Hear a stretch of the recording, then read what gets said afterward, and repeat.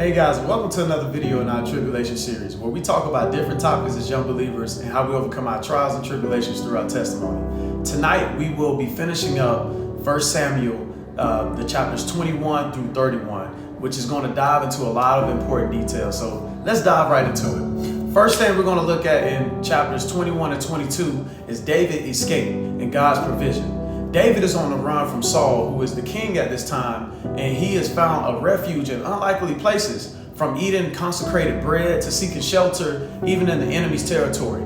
David experienced God's provision even in desperate times, because that's all he had to rely on. God's provision for his people is given in unexpected ways. So you must trust him, and when the path seems uncertain, just trust that he's leading you the right way.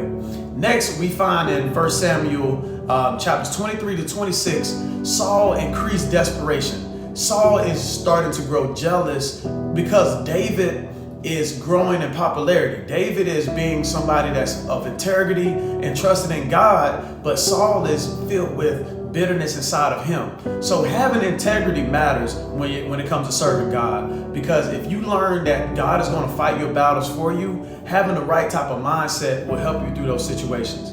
We also come to 1 Samuel, the chapter 28. Now Saul decides to go find a witch. Samuel is dead at this time, so Saul decides to go find a medium to talk to the dead. And because he lacked faith and he was disobedient to God, so he thought that he could do this to figure out what David was hiding. But what you got to get from this is this: God is not or seeking things that are not of God is not the answer to your solutions in desperate times.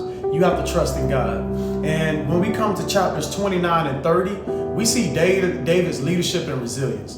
David was a man who, in tough situations, always kept an even keeled mind. Even when he was in his battles and some of his own men was like, hey, we're not giving all these spoils to those who didn't come because they was too tired. But David had a fairness in his heart and fairness in his mind for the people of Christ. So this chapter ends with the tragic death of Saul. Saul's death marks the end of his reign, and it also marks the beginning of a new chapter when King David comes into position, because he decided to not listen. And when I say he, means Saul decided not to listen to God's will, and because he was disobedient and unfaithful, God took that from him. So in everything we do, we must remain faithful to God throughout our journey, because you never know who you may be helping as the next person that could be replacing you on your journey. So through faith, you must trust that God is going to provide you all the provisions you need.